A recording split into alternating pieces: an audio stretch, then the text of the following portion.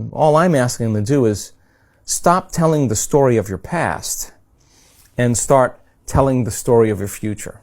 Stop believing in your past, real or imagined, and start believing in your future. Stop romancing the past and let's start romancing a future.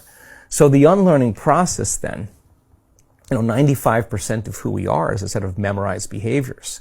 Automatic emotional responses, unconscious habits, hardwired attitudes, beliefs, and perceptions that are automatic like a computer program. So if we're in a program, then we're unconscious.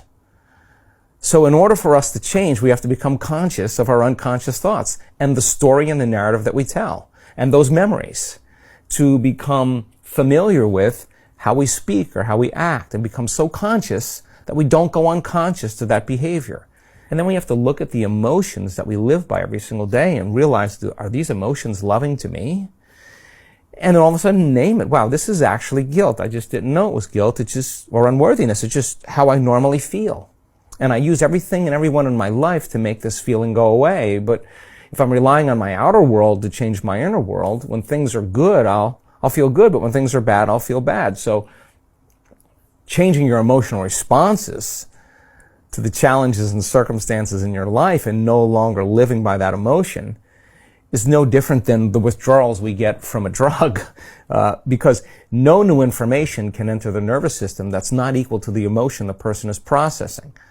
So then you can tell the person the answer to the problems in their life, but unless they overcome that emotion, they'll be perceiving reality through that lens, a lens of the past. So then the fundamental point here is that the trauma then that the person is experiencing from the past, they're reliving that every single day.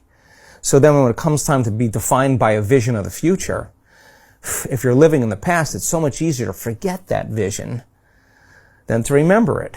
So how do we remember the vision of the future? Well, we got to feel the feeling of the emotion before it occurs, before the event occurs. And if you're feeling the emotion before the event occurs, if you really practice trading resentment or impatience or sadness for an elevated emotion, you teach people the science behind that. If they're feeling the emotions of their future, they'll believe in their future more than they believe in their past. Teach them how to hold the intention of what that future is.